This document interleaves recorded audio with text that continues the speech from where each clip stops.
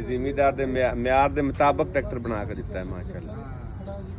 ਬਾਕੀ ਭਾਈ ਇੱਧਰ ਉਹਨਾਂ ਨੂੰ ਉਹ ਵੀ ਵਿਖਾਓ ਨਾਲ ਨਾਲ ਆ ਵੀ ਚੱਕ ਲਓ ਜ਼ਬੈਰ ਭਾਈ ਕੀ ਕਰ ਰਹੇ ਨੇ ਇੱਧਰ? ਇਹ ਜੀ ਸੀਟ ਚੈੱਕ ਹੋ ਰਹੀ ਹੈ, ਸੀਟ ਬੜੀ ਵੀਆਈਪੀ ਬਣਾਈ ਯਾਰ ਇਹ ਸੀਟ ਦੀਆਂ ਬੜੀਆਂ ਧੁੰਮਾਂ ਪਈਆਂ ATS ਇਹਨੂੰ ਨਾ ਦੀਆਂ। ਦੂਜੀਆਂ ਕੰਪਨੀਆਂ ਲਾਉਂਦੀਆਂ ਬੁਸ਼, ਇਹਦੇ ਵਿੱਚ ਇਹ ਕੰਪਨੀ ਨੇ ਥੋੜਾ ਜਿਹਾ ਬਿਹਤਰੀਨ ਕਰਨ ਵਾਸਤੇ ਬੈਰਿੰਗ ਲਾਤੀ ਤੇ ਨੇ ਬੈਰਿੰਗ ਜਿਹੜੇ ਨਾ ਮੂਵਿੰਗ ਸਹੀ ਹੁੰਦੇ ਨੇ। ਜਿਹੜਾ ਬੁਸ਼ ਹੁੰਦਾ ਨਾ ਔਰ ਜਿਹੜਾ ਨਾ ਹਿਲਦਾ ਨਹੀਂ ਹੈ, ਉਹ ਜਾਮ ਰਹਿੰਦਾ।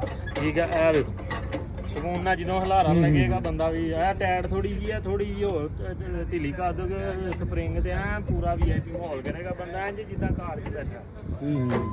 ਤੇ ਸੀਟ ਦੇ ਸਿਰ ਤੇ ਹੀ ਜ਼ਬੈਰ ਭਾਈ ਗੱਲ ਵਾ ਸਾਰੀ। ਹਾਂਜੀ ਹਾਂਜੀ, ਡਰਾਈਵਰ ਸੁੱਖ ਤੇ ਡਰਾਈਵਰ ਵੀ ਸੋਖ ਚੱਲਦਾ ਅਗਰ ਜੇ ਰਹੇਗਾ, ਡਰਾਈਵਰ ਮਾਲਕ ਦੁੱਖ ਵੀ ਚ ਹੋਵੇਗਾ ਤੇ ਫਿਰ ਉਹ ਟਰੈਕਟਰਾਂ ਦਾ ਵੀ ਇਲਾਜ ਕਰੇਗਾ। ਹਾਂ, ਉਹਨੇ ਖਿੱਚ ਕੇ ਮਾਰਨੇ ਕਰਨੇ। ਚਲੋ ਇਹ ਕਿ ਉਹਨੂੰ ਜਦੋਂ ਹਲਾਰਾ ਨਹੀਂ ਲੱਗਣਾ। ਬਾਕੀ ਜ਼ਬੈਰ ਭਾਈ ਟਰੈਕਟਰ ਲਸ਼ਕਾਏ ਬੜੇ ਨੇ ਐਕਸਪੋ ਦੇ ਅੰਦਰ, ਇਹ ਕੀ ਵਜ੍ਹਾ? ਇਹਨੂੰ ਲੈਕਰ ਵੱਜਾ ਵਾ ਤੇ ਉਹ ਪਾਲਿਸ਼ ਪੁਲੇ ਵੱਜੀ ਆ ਤੇ ਲਿਸ਼ਕਣ ਦੇ ਨੇ ਚੰਗੇ ਰੱਖ ਕੇ ਪਾਲਿਸ਼ ਮਾਰੀ ਆ ਜੀ ਇਹਨੂੰ, ਜਿਹੜਾ ਲੋਕਾਂ ਨੂੰ ਕੋਈ ਪਤਾ ਲੱਗੇ ਜਿਹੜਾ